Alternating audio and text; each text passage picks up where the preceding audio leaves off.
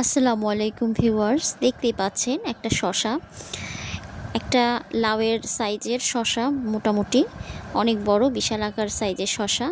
তো এটা আমার ভাইয়ের বউ সিলেট থেকে নিয়ে আসছে, এটা আমি রান্না করব। আজকে শসা দিয়ে তরকারি রান্না করব।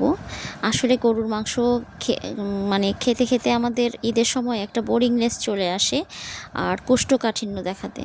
তো সেই জন্য আমি আজকে শসা দিয়ে তরকারি রান্না করব।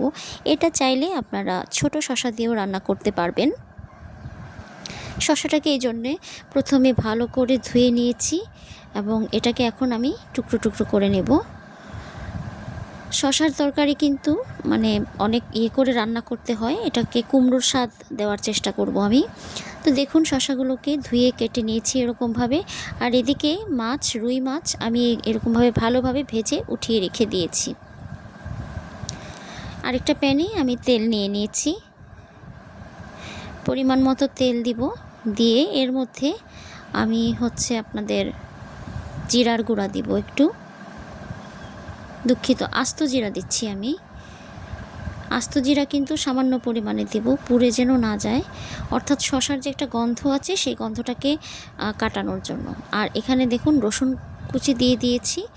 জিরাটাকে হালকা ভেজে তার উপরে রসুন কুচি দেব, রসুনটা একটু বেশি পরিমাণেই দিয়েছি আমি। এটাকে হালকা ভাজার পরে আমি একটু পেঁয়াজ দিয়ে দেব, পেঁয়াজ কুচি পরিমাণ মতো, আমরা তরকারিতে যেরকম পেঁয়াজ পরিমাণ মতো খাই সেই রকম দেব।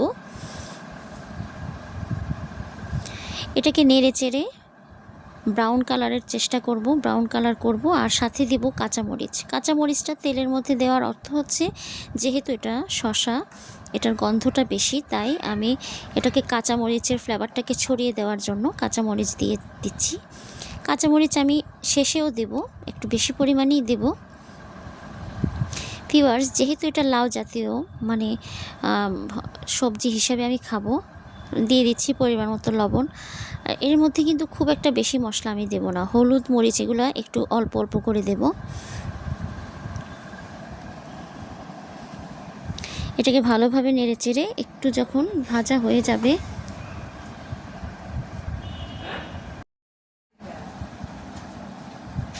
তখন এর মধ্যে আমি আদা বাটা দিয়ে দিয়েছি। একটু আদা বাটাটা দিয়েও এরকমভাবে নেড়ে চেড়ে নিতে হবে ভালোভাবে।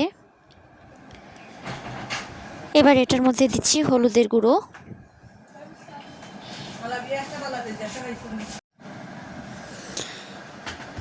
দিয়ে দিচ্ছি ধনের গুঁড়ো,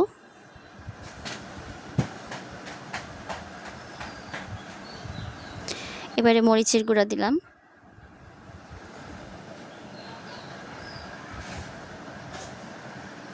জিরার গুঁড়া, জিরাটা একটু বেশি পরিমাণে দিচ্ছি, আস্ত জিরাও দিয়েছি আবার এই জিরার গুঁড়োটাও দিয়েছি। সবগুলো মশলা এভাবে কষিয়ে নেব। কষানো হয়ে গেলে এর মধ্যে আমি কুচি করা শসার টুকরোগুলো দিয়ে দিচ্ছি। শসার টুকরোগুলো দিব এবং এটাকে একটু নেড়ে চেড়ে এর মধ্যে পানি দিয়ে বসিয়ে দেব।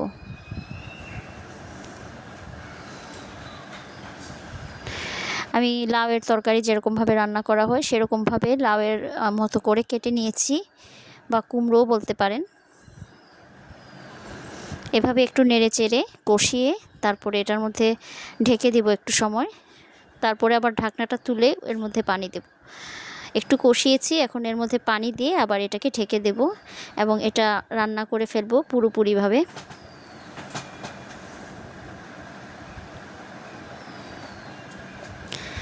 ভিউয়ার্স, কিছুক্ষণ পরে ফিরে আসলাম, দেখুন এটা পুরো তরকারি হয়ে গেছে। এখন এর মধ্যে শসাগুলো সিদ্ধ হয়ে গেছে।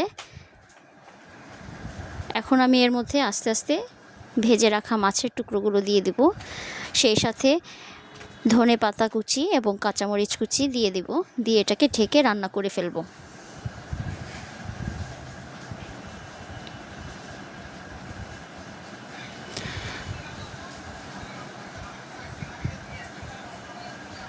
ভিউয়ার্স, কিছুক্ষণ পরে এটা যখন একদম সিদ্ধ হয়ে গেছে তখন আমি এটাকে ঢেকে খুলে ফেলেছি ঢাকনাটা।